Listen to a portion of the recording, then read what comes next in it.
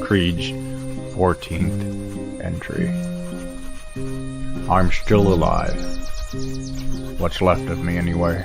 The Dragon Queen proved to be a terrible force of, not nature, a terrible force of an ungodly aberration. The dragon kind of does a Godzilla gurgle thing where she looks up to the sky and there's this kind of rumbling sound, and then she points her head straight at you, Cena and Mads, and there's just an eruption of flames.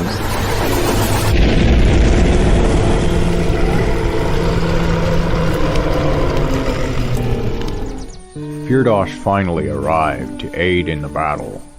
And, by the way, me bursting in the room looks like when Kramer would burst through Jerry's door in Seinfeld. You kind of slide on the marble a little bit. Yeah, exactly. And when it came down to it, I fought bravely and ferociously. And that takes us to Creed, who's going to jot some things down in his journal and hunker in a corner. A trait I must have inherited from my grandfather. Creed picks his pencil up off the floor because he dropped it. But although Mads was able to best the Dragon Queen, you take this mass of corpses in your hands that forms her head, and I think it's probably about the size of your entire torso, but you're able to bear hug this thing, and then you plant your feet on her neck and just yank back with all the strength of your core, and you hear a loud tearing sound of just dry flesh and brittle bones as this thing comes off in your arms and you topple backwards to the floor, and you don't take any damage, but this whole dragon starts to stagger and walk around blindly, and the head seems just dead flesh in your arms. The throne room still had some defenses up its sleeves. A ballista bolt pierced through my leg. It pinned me down with an adamantium cable. All 6 of these ballistas start firing their bolts. They have these cables attached to them from the bolt to the ballistas like a grapple shot, and one of them hits Creed. We needed to free ourselves before the ballista could reload, so Mads had to do what was necessary. Shit. The bard lets out a blood-curdling scream, higher pitched and louder than any note he's ever sung before, as his leg is separated from his body, and with it the arrow and the cable that was holding him back. And then he just starts crying as the blood flows, and Mads lifts him up over his shoulders. I will give him 15 points from my lay on hands as I'm rushing him out. The blood drops stop at a point as his knee is cauterized almost magically, and you guys are free to leave. There's nothing holding you back at this point. I may have lost a leg, but I didn't lose my fighting spirit. My leg. I guess I was playing in the streets before. I can go back to playing in the streets again, but damn, that don't feel good. And so we escaped the city of Skazicus and have made camp north of the city, hidden in the swampy woodlands, planning our next attack. Time to Die Podcast Network presents The Giant's March. The road is long, but the world is small.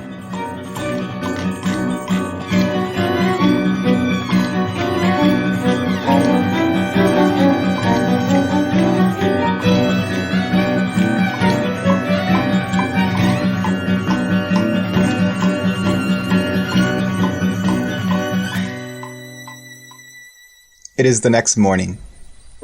Firdaus, it took a bit of doing, but when you finally found your awaiting gnomish friends, they were in the circle where you originally met that thin guy who said he was sent by Fjall. Is there anything you guys did that you want to mention that night, or did you guys just do standard prep work and then go to bed? Mads is cutting down trees. Siege trees? Yeah, I want to build tower shields that we can wear on ourselves, and I'll talk to you later about the dimensions and things. Anybody else do anything worth mentioning that night? I just messed around with what spells I had prepared and everything, and so I prepared some different stuff. Sina used her experimental elixir ability, and roll for which one I got. That's a 6, so I got a potion of transformation. Cool. The night goes on, and you guys, I imagine you take shifts, right? Absolutely. Mads, on the way out of the castle, you did a healing thing to Creed, and so his leg was cauterized, but he is still suffering tonight, just mostly emotionally, just trying to cope with what's happened to him.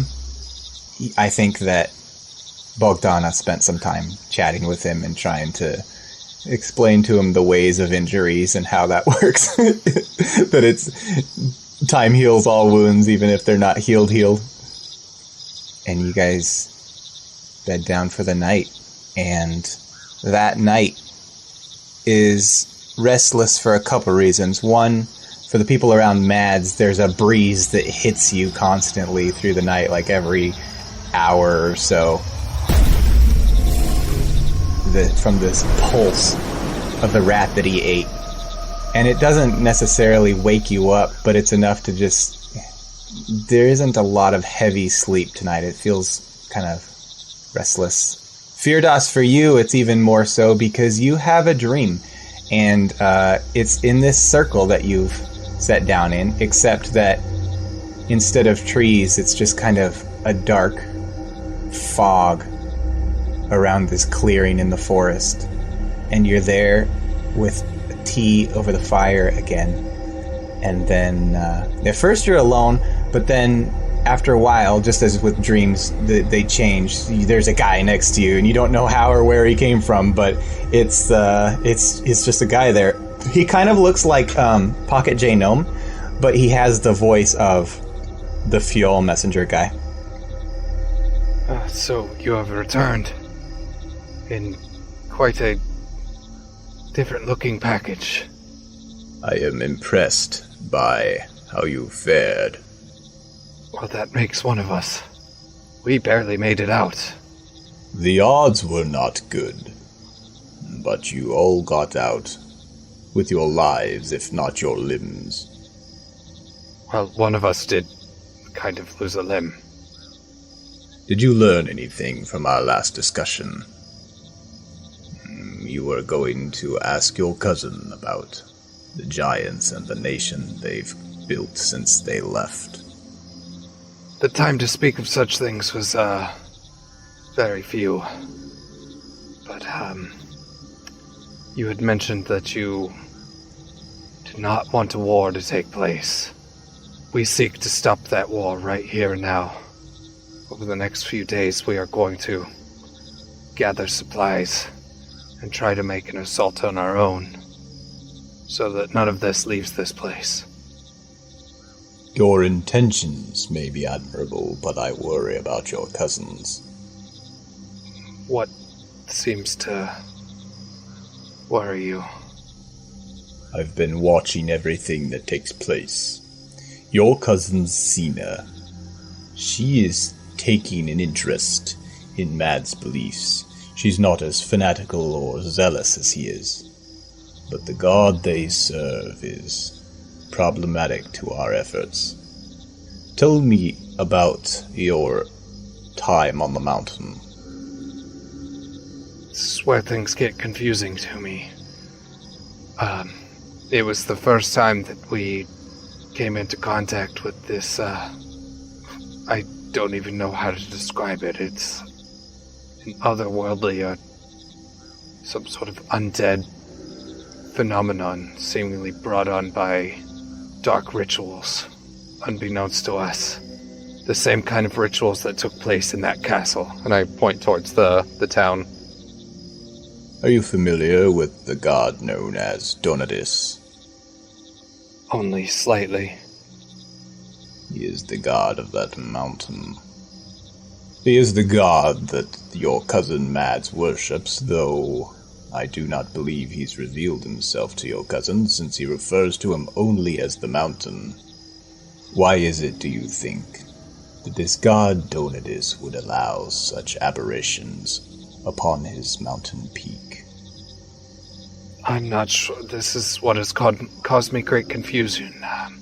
Until just now, I thought that Fjall and the god of the mountain were the same. That Donidus was something different. Fjall is the god of a mountain, but not your mountain. Not while Donidus has control. If I was to speak with my cousin about this, I do not think he would take the news lightly. No, I don't suppose he would. This is why I've spoken to you in private. I know what a devoted man he is, even if blindly. Donidus is adjacent, a neighbor to the giants. This could be a problem if the tieflings decide to take their war north, which they seem to fully intend, which is why I was trying to get a gauge on how your government is set up, and if you're prepared for a full-scale attack. I guess so. If Donidus is allowing for these aberrations upon his mountaintop, there's nothing to stop him from sending an army down, hitting the giants' world from both sides. I suppose I will have to be more diligent in the next day to speak with my other cousin Sina about this, but unfortunately, as we converse right now, I have no intimate knowledge of the way our government works. It's at this point that the dream starts to grow hazy and fade away as you move on to dreams about the wilderness and your history and whatever. You probably don't remember these as vividly, but then the sun arises. I guess whoever's taking the last watch would try and wake everybody up, lest you sleep in from the exhaustion. Mads will wake everybody up because he took the last watch. Mads will go over to Sina and poke her and say, "Good morning, cousin." Good morning, Mads. Did I miss anything? No, we are fine, as far as I am able to tell. We're going to wake up Fearless, and then Bogdana. I was thinking perhaps we could let the fat bod keep sleeping, because he's very depressed about his leg that I cut off. Yeah, he kind of went through a lot yesterday. Yes. He will be okay, though. There's something about that fat bard that tells me perhaps he will no longer be a fat bard anymore, because trying to support yourself on a peg leg is hard. I mean, I'm sure I could build him a prosthetic that's better than just a peg. This seems like a good idea. Not necessarily magical. Well, if you were to do something like that, he would probably be very grateful. Mads is gonna go walk over and he's gonna poke Fearless in the face. Good morning, cousin! I, flinch, quite a lot, and, I'm, dripping with sweat. Are you ill? No, I've just been, troubled. It's, nice to see you, cousin. And you as well. Mads will go over and, poke Bogdana awake as well. Her eyes flash to you, and then she relaxes. Good morning. Good morning. We have a lot of work to do if we're going to go to war. Then I shall prepare breakfast. Thank you. She gets up and heads into the forest. Mads will go back over and he'll sit down and motion for his cousins to come over. Yeah, Fred also goes over. Yes, Matt? There is a saying where I come from. Once you blow the horn of war, be prepared for the avalanche. Are we ready for what will probably await us if we return to that city? I've prepared some more advantageous spells that will make better use of our battle instincts and coordinated efforts. I have an idea for these tower shields that we could build.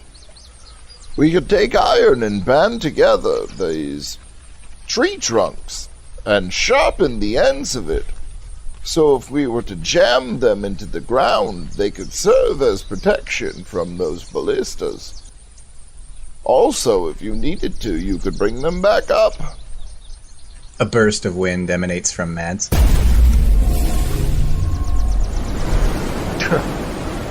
I see you are still doing that, cousin. It would seem that the mountain agrees that it is time for war. I must ask, is that a painful sensation? It is not. It is calming. I have found a sense of self almost. I give a glance over to Cena after he says that. She kind of like does the same thing, and she's like, "That's very good to hear, Matt. I'm glad that you're reaching this like point of self-actualization." I have learned that if you take your anger and just pile more anger upon it, and then take that anger and smash it into your enemies, they will die. And that has brought about self-actualization. At least for me. That's a really interesting way of thinking about that. You from a distance near the campfire, you hear, "Easy to say from a 27-foot tall man." What do you mean? I'm sure you could use your rage too. He kind of smiles at you. I assure you, despite my size, I find very little easy to say. Yeah, I've noticed that you're a giant of few words. I have noticed that. Yeah, I'll kind of place Pocket J in my hand, and I'm like, we may be of great size, but I assure you we're still filled with as much doubt as even those dominions of one such as you. So sorry. Must be hard. I'll place him comfortably in my pocket. Okay, so what should we do first? Mads, you are going to collect trees. Yes. I will go to procure some iron. Cena, would you like to help me? I can, or I can use my alchemist kit to make. I can make acid. I can make healing potions. I can do anything with that, or I can help you cure iron. You know what? I think you're better in your own path. I agree. And yeah, I'm just gonna start collecting things to do what I can to gather some. I'm guessing I'm gonna have to like smelt it myself. Okay. So we probably wouldn't be in a place where we just have iron lying around. It probably wouldn't be very hard for you to dig a hole and fashion some sort of grate or something and blow into it or whatever. You're giants, like. Alright. Yeah, I'm gonna ask, I'm gonna go and start chopping down trees then, brother. Yeah, as soon as Mads gets sufficiently off into the woods, I kind of motion towards towards Cena to take hold of the communication stone that we have and, put it in her ear, or however she uses it when she speaks. Okay. She just, holds it between her fingernails, because it's super, super tiny. It's like us holding a grain of rice. Yeah, and so, yeah. So, as I'm walking towards, probably a quarry or something like that to find iron-rich rocks, I'm going to start to tell her, I had another meeting with the one who says he was sent from Fial. He came to me in a dream.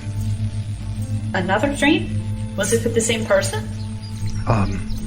They appeared differently but sounded the same. That's not creepy at all. Yes, oddly enough, the appearance they chose looked like Pocket J. It was strange, but what they were saying was congruent with the time I've met them in person yesterday. Okay. What did they say?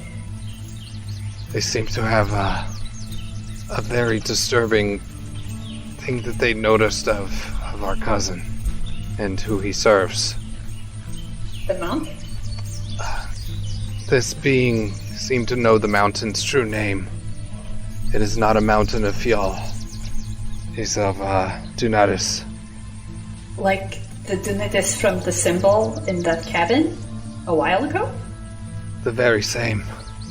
And this person seemed to believe that Dunatis is very antagonistic to the giant kind and is the source of this undead cult or whatever it may be that we are dealing with.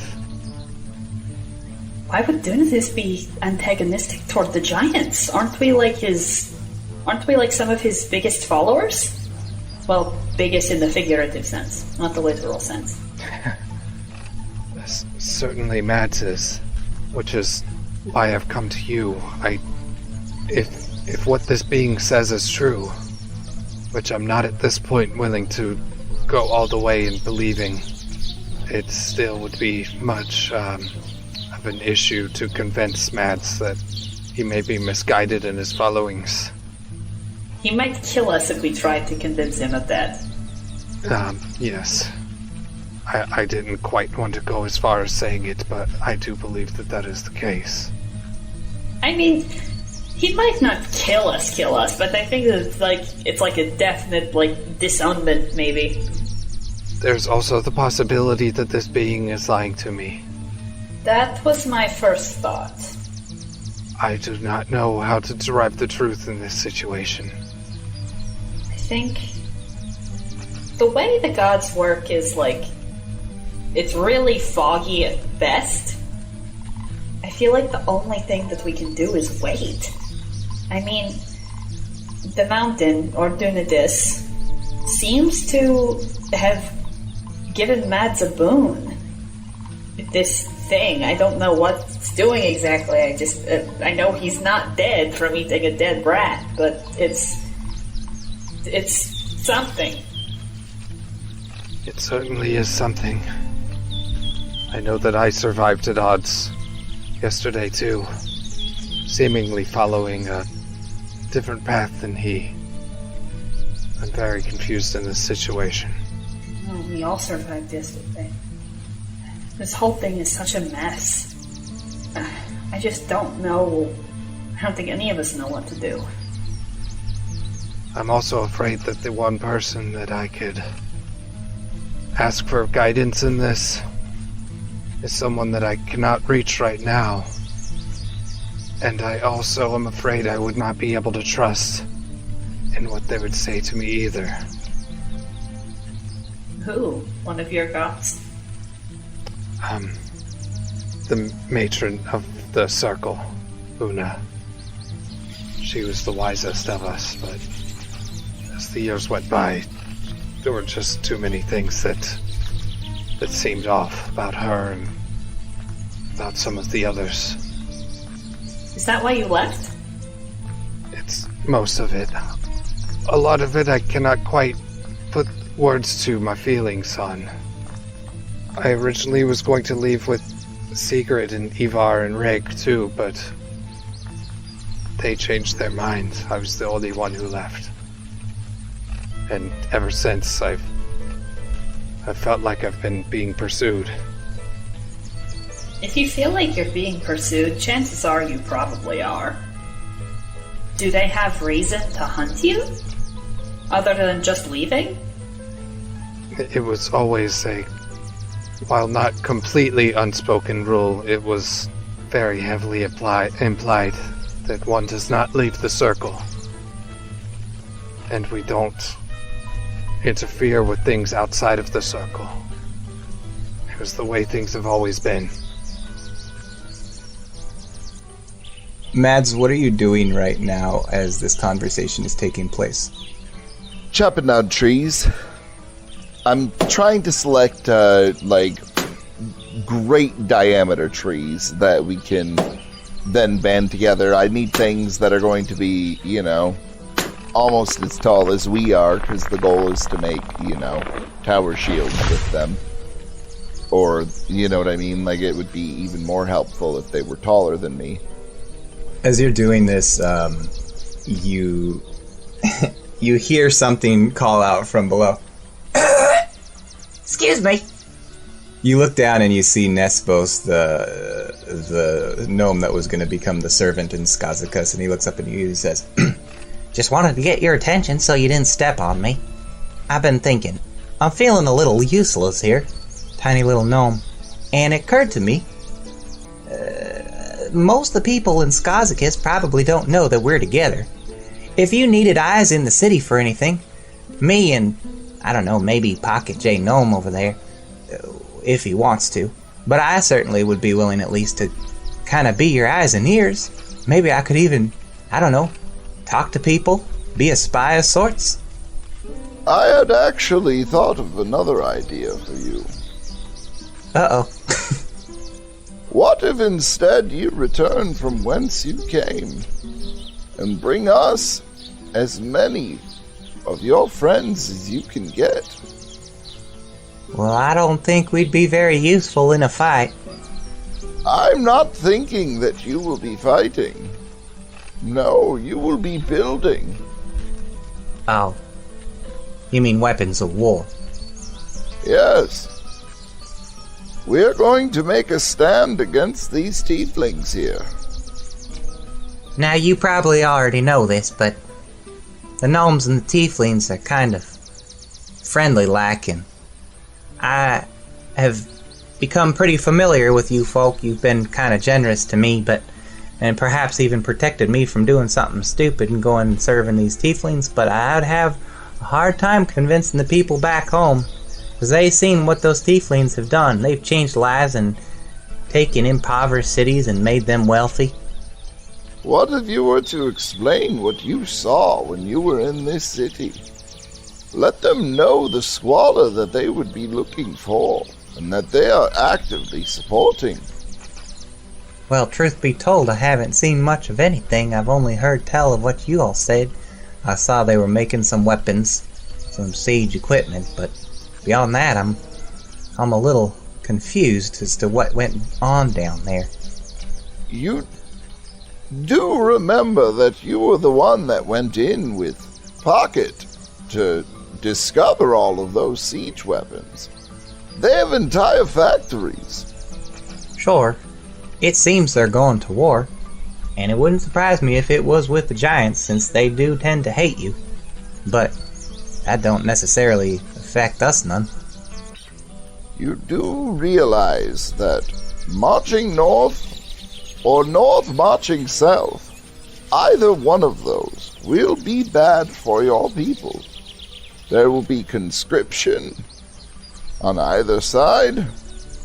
Perhaps it will be a battleground, perhaps it will not. But either way, your loved ones will lose their loved ones. We are sort of caught in the middle. Kind of the meat of the sandwich, I suppose. This is the issue we find at hand. Well, I don't much suspect that once the war starts that the provisions will keep coming. Tieflings will probably keep it all for themselves anyhow. They'll need it, especially if they're worried about a siege eventually. And that wall that they've built leads me to believe that they're worried about a siege eventually. You talk a lot of sense, mister. Well, I suppose I could go and tell everyone what I seen. I'm not asking you to perform a miracle here. Just do what you can. All right. I'll go. Mads will put down his pointer finger like a fist bump almost. He kind of takes both of his hands and he just kind of shakes it like he's moving a large wall or something in front of him. And then he's going to head back to the fire. Yeah, once I've gathered enough trees, I'll start limbing them and then I'll bring them back to camp. Feardas, did you want to continue your conversation, or are you good? Yeah, I think that that we were good. Should I roll anything to see about how much iron I find? Or ore? Why don't you give me survival? Alright.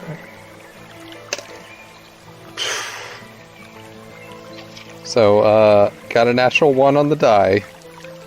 However, my survival is +7. I think since this is a swampy area, you know that there is deposits and stuff, but you're having a hard time locating them because they're not just everywhere. And it's unfamiliar terrain. It's not like the mountains. You'd be able to find it easy in the mountains, but I think this is going to take you probably most of the day to get the amount that you're looking for. Okay. Is that something you're willing to do? Be working all day? Yeah. Okay. Yeah, and by the time that I do get back, I'd be like, just fucking disgusting and muddy and gross and everything. I think Bogdana will be out hunting for most of the day. She's not just preparing for today, but also the days to come, since this sounds like you guys are going to be working for a while. So if mostly around the camp, it's going to be Mads and Cena and the fat Bard, who's waking up right about now, right before lunch. Good morning, Bard. Oh, good morning. I slept in and, that was an exhausting day. Oh shit, I was thinking that was a dream. It wasn't a dream. Oh fuck. No, I definitely cut off your leg. You are remembering correctly, Bard. Yeah, toddlers are so flexible that they can bring their foot up to their face. Like, he's able to, lift his stump up and almost cradle it. Well, if you would like, I can try to build you one. It wouldn't be anything fancy or magical, but it would be better than a stump. I'd be grateful for anything at this point. So this is what it's like adventuring, huh? I mean, in my limited experience, danger is kind of part of the game, but also, along with, that thrill that comes with danger, also comes the threat of, actual physical harm. And you just happen to get the short end of the stick. Or, well, the short end of the leg. Or the ballista, rather. But, but hey, you know what? You're gonna come out of this a stronger person. So, just a little bit less of the man that you used to be. He's just staring at you. A bard who is missing his leg can still complain. Remember that. Mads will clap his shoulder. I suppose this gives me something to talk about and sing about. You think ladies will appreciate a man with a scar like this? I mean, if you've got a sick prosthetic to go with it, and let me tell you something, it's gonna be a really fun story. Also, I would probably not tell them that you had done your best to avoid all combat until this moment when a stray ballista hit you. Yes, that's very true. That part is also true. Wonder if they'll give me a medal. Probably not. I'll get started on your prosthetic. We can make at least a little bit of progress today, and these acids need to cure anyway. I would be so grateful if you could help me to walk again, and he's gonna shoot Mads a nervous glance. Wouldn't want to be a burden. Yes, well, I will carry you as far as is necessary, but if we can get you a leg, that would be preferable. I mean, it's gonna take some time to get used to walking with a leg, and it with not with a leg, but with a fake leg, since your real leg was kind of Yes, I got it. Thank you. Combat, but it's gonna be a learning experience. It's good that you keep bringing it up, Cena. If he were to try and forget about the trauma, that might lead to a sort of regression. Now we can continue to bring him forward by reminding him, your leg is gone, Bard. Your leg is gone. I chopped it off when we were in the keep. I'm just trying to help you cure your trauma. It seems like the amount that his face falls is directly proportional to the length of time you remind him his leg is gone. Cena walks over and she takes a measuring tape out and she'll measure his opposite leg and be like, okay, so we're looking at about this length. So were you thinking like a willow, a dark oak, a cherry, maybe walnut? I'll work with anything but bamboo. I'm not interested in splinters. He looks around in the swamp and just kind of points to a tree and says, how about that one? That one? Okay, just as long as I don't cut it down and it turns out to be inhabited by something, then I would feel really bad. All right, so just wait. You don't really have a choice, and she'll walk over and begin cutting off branches that are roughly the same length as his opposite leg, with room for a foot and various tweaking. Okay. The day wears on, and the heat is medium to uncomfortable, and the pulses continue to emanate from Mad. And Mad's, especially during the heat of the day, you guys stop really minding so much, because it kind of feels good when the breeze brushes past you. But again, it's on the hour, every hour. And eventually, I think, Bogdana will come back with a couple animals slung over her back and maybe some tied around her belt on their waist, and she's gonna start slumping them down next to the fire, and she's gonna say, This should hold us over for a while. Well done. What are you doing? I'm making the bard a new leg, and Mads is forming shields, and I'm not really sure where Firdaus is. I think he's off looking for iron. The fat bard could use another leg. That is a lot of weight to carry. Well, I think it's more of a point of pride now than anything. I want him to be able to walk on his own, and I know he wants to be able to walk too. I would be proud to lose a leg in combat. I feel like it's different for you or me because we fight and we not necessarily have earned that scar, but done something to deserve it.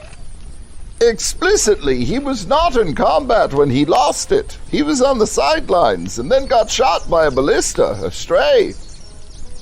Yeah, I mean, it's really not fair for anybody, but especially him. He didn't even do anything that warranted being shot with a ballista. she plops down cross-legged next to you and grabs one of the little animals that was around her belt, and she grabs it with both hands, and then there's a noise as she tears it in half with the fur coming off in one clean motion, and she says, "You are a good fighter for someone who works with tools." Thank you. How did you know this? I learned it in the city, and my mother was an artificer. The reason I was so upset about looking for that sapphire was because it was hers, and she was an artificer, and she was from the city that I am, and it's like a family business, but also I did in fact go to school to learn it. And your mother was related to your cousins. Yeah, she was their aunt. And you have all grown up together. Ish. I mean, I'm relatively younger than my cousins, so... And my mother died when I was pretty young, and my dad and I really, left pretty quick after that. So, not really. We haven't seen each other in a while. The rest of your family is not close? I mean, I guess not. I don't really know. Sometimes I wonder what it is like to have family. But it doesn't matter. You are all the first that I have spent time with in many years. I have been hired on with parties, but not for this long.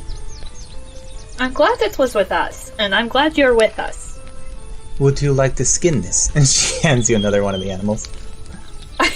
I just imagine, she hands her, this little animal, and she sees it, and she looks down at this one that's ripped in half, and all she can see is that little pile of springs and clockwork. And she's just like, no, I think I'll leave this one to you. She tears the fur off of it. These are like little beanie babies in her hand, practically. Maybe smaller. I'm just gonna keep working on the leg. What do you intend to do for our warfare? I am currently, and she'll point over to... Hang on, I need to roll for this. She made 3 vials of acid. She looks up at Mads. I have a few ideas for how we could proceed. First, I have Nesbus, heading back to his hometown to try and convince the gnomish population there that they should come and help us in our cause in stemming the tide of war here. However, should that prove impossible, the only thing that we can rely on is doing as much damage as we can before we fall. This is maybe not the most advantageous plan. This is why I am building these shields. The plan is to have them as mobile cover almost. You can use your forearm to slam it into the ground. That's why I'm sharpening the bottoms. We can use them to move forward and catch the ballistas, and hopefully we will be stronger than them trying to pull us towards them. I know I have yanked a few of them out of their rivets. Do you think we could use tunnels to our advantage? Definitely. A stealth approach. I have a much better idea than that, Bogdana. Would it be possible to tunnel underneath this wall? Such a great weight would require an immense amount of dirt underneath it. We collapse the wall. Why not? This may take time. We could go around the wall. This was the original plan. We could perhaps, if we're going to tunnel in, make our way directly towards the castle. Then the only problem that we will have is fighting our way out. But I do not believe that cutting the head off of this tiefling leadership will end this war. We could eliminate as much as we can, one by one, so long as we do not get seen. You know, on the mountain, I hate the bears up there. Constantly, when I'm sleeping, they come and they take my food and they mess around in my things and just create a general disarray of things. I find that sometimes that irrational hatred leads me to doing things that perhaps are not as advantageous for me. And I do worry that these tieflings have become bears for me. We will have to go along with your plan until we think of a better one. Better to be prepared in one way, even if we decide not to go that way. This is true. She will be working on dinner, and Firdas, you're probably done by now. Yeah, I'm like making my way back with, I've like used a couple of trees that I cut down and fashioned together to make like a pull behind kind of thing. It doesn't have a wheel or anything, but I basically just drag it behind me with all the rocks piled up on there. And I'm going to make my way to basically the edge of the swamp, probably about a mile or so away from camp, and I'm going to stop for a bit and take the weight off of my back for a little while and kind of sit there looking at the water. I'm gonna say, Kriega, if you can hear me, I know I've never prayed to you before, but I'm afraid that no matter what the outcome is of what we are about to do, there might be a war inevitable. And I would like your blessing for whatever the outcome may be. And I give you this offering to tell you that I am serious. And I'm going to dump over all the ore just into the swamp there. And use that as a sacrifice to the goddess of war, Kriega. Give me a high or low. Alright, I'll go high.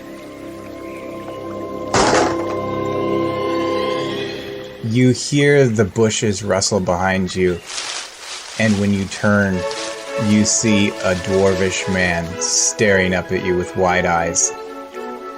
He's got a bow slung over his back.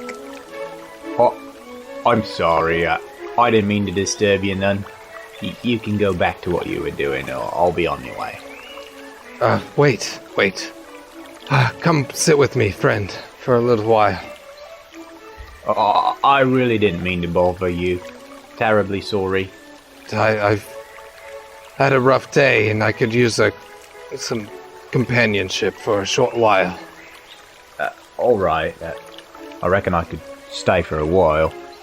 Suppose. And he kind of nervously walks over and sits next to you.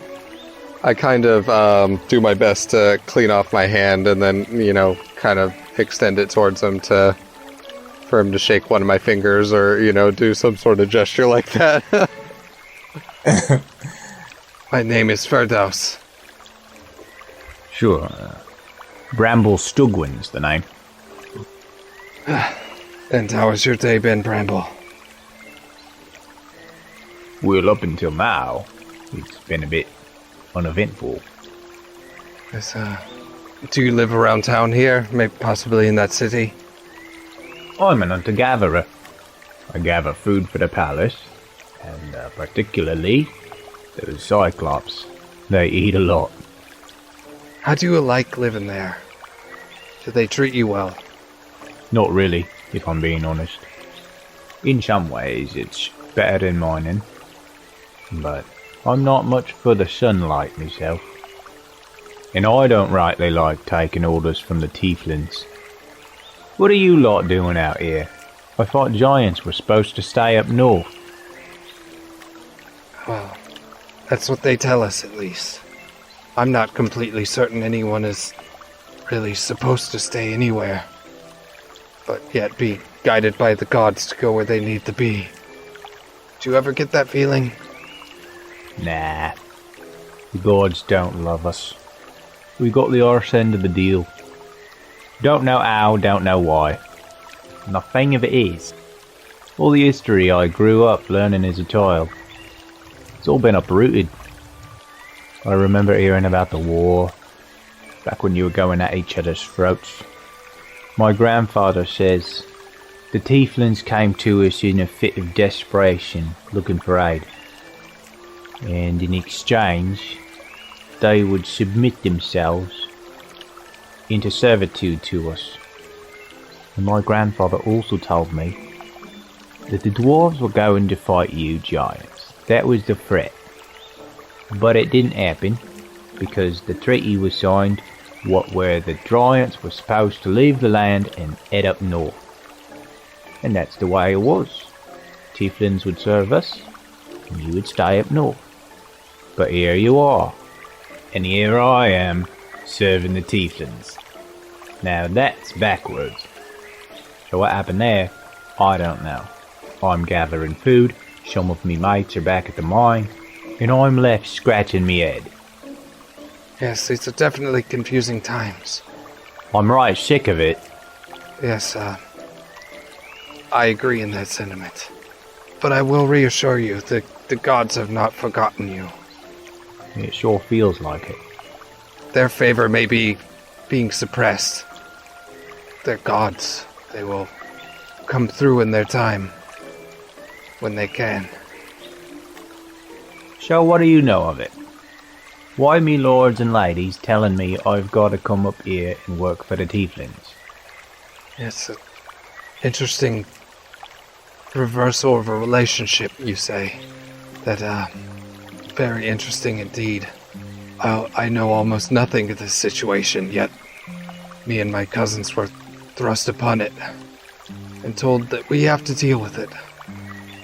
It'd be nice if we had a giant on our side. Someone to really put those tieflings in their place. How would you like several? It's a nice dream. You go back to the mines, down where it's darker and cooler. There's good money to be made in the mines. You know, speaking of, that's the way it was supposed to work after the war. We'd be down mining, and the tieflings were the ones interacting with the outside world in the daylight. Right. And now here I am, surface side. I'm the one that's got to deal with gnomes and centaur cats. They really turned the tables on us, the tieflings did. I'll be honest, I get a good feeling from you. How would you like to meet my companions? I don't know about that. I'm a bit pressed for time. I should be getting back. I mean, you did mention wanting to have some giants on your side. Well, we were just hypothesizing at the time.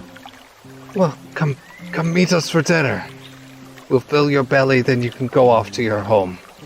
And if you, after that, want to meet with us again, you're more than welcome to. I reckon if you'd let me take some food back with me, they'll think I got it myself.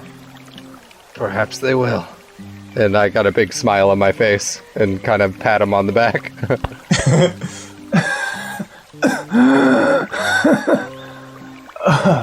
Alright. I guess I could come with you for a while. As long as you're not gonna turn me into a meal. No, I don't really have a taste for dwarfs, so sorry. I hope that is no offense either. That's alright. Would you mind carrying some of this? Oh yeah, like I throw the animal on that that sort of dragging thing that I had made, and then I just go and kind of pick him up and place him on it too. You want to hold on tight, I can move pretty fast. I could get used to this. Yeah! And I'm going to take him back to the camp.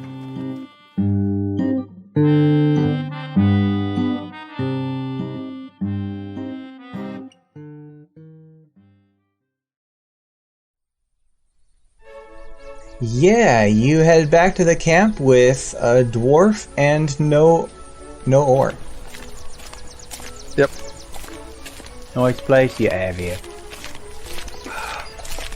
Well, it's a work in progress. Cousins, companions, Firdaus, is that you? I've brought somebody. I thought we had already set your gnome off to go and get help. Perhaps they have, but I've found someone else. Someone who lives in the city. Oh, that is not a gnome.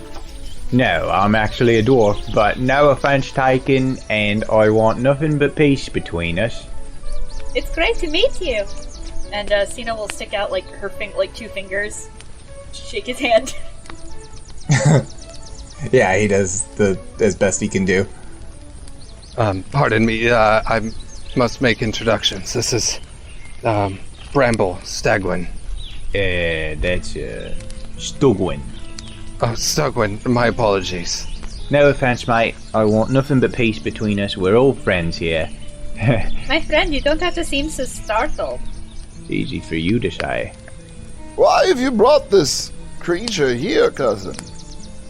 Well, I had a bit of a rough day, as you could see by my appearance.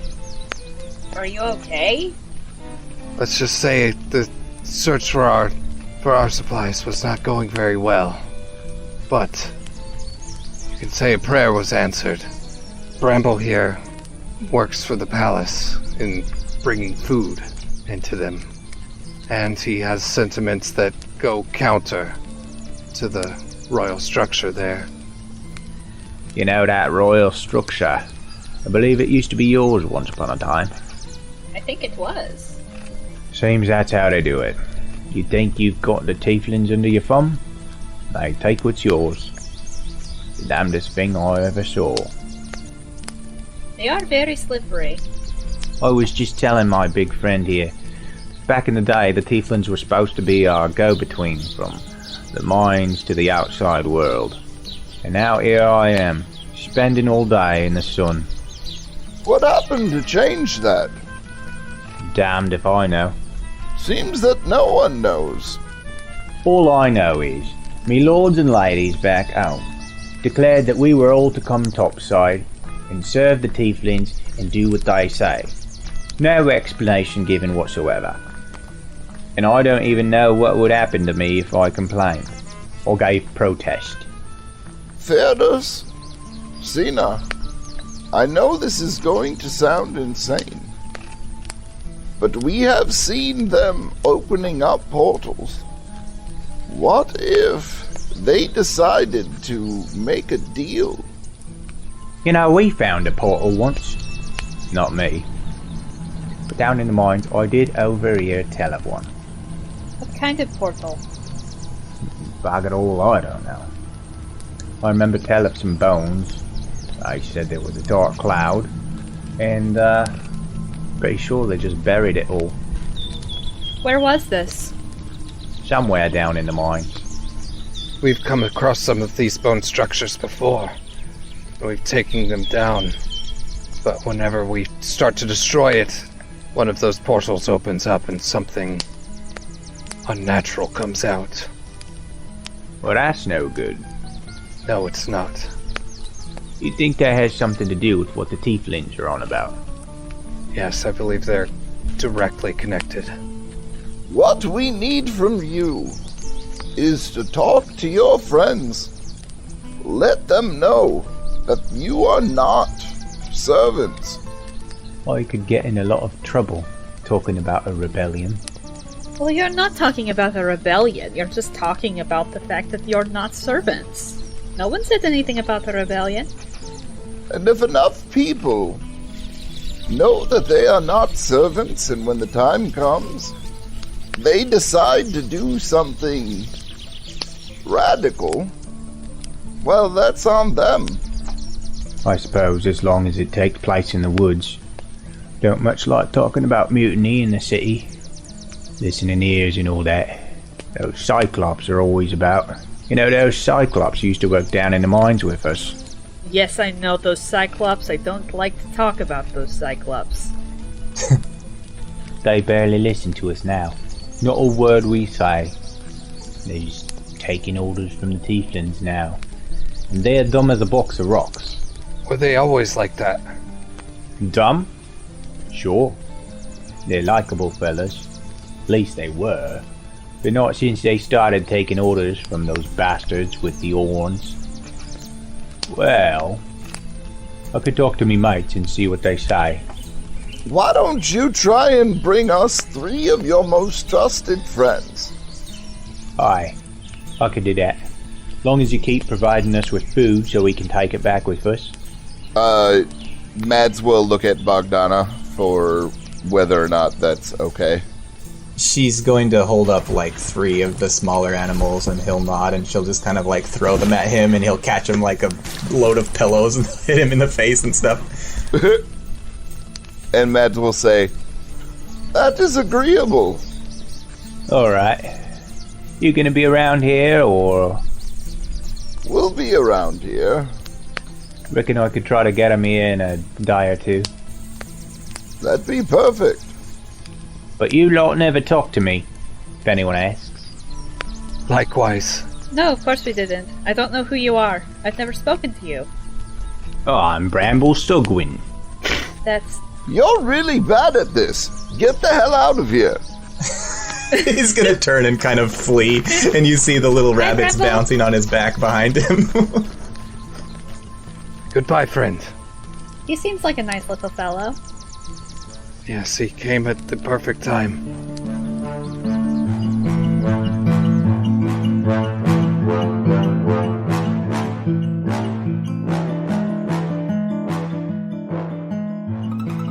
We have a new mini-series which is completely finished and ready for you to binge. Eclipse Crater of Corruption is a 9-episode series that takes place on the moon, a century into the future. 3 friends try to make it big in the racing scene, but Ivo, the driver, totals his car. Desperate not only to pay the bills, but also to pay off their loan sharks, the 3 friends begin taking on questionable work from questionable people, and things start to ramp up. Eclipse Crater of Corruption is available by pledging to the $5 tier at patreon.com/timetodierpg. Or if you don't like monthly subscriptions, you can gain access to the show with a one-time purchase of $15 over at ko-fi.com/timetodierpg and find it in the shop section. For this and the other content we offer, you can find it all at timetodierpg.com. If you enjoy the show, we'd be so grateful if you'd spread the word, post about us on social media, and share us with your friends. Follow us on Twitter and Instagram at timetodierpg, on Reddit at r/timetodierpg. Tim, who plays Mads, is on Twitter at IdaGrabYourGun. Chris, who plays Feardos, is on Twitter at PeePeeCrasta, that's PeePyCrasta.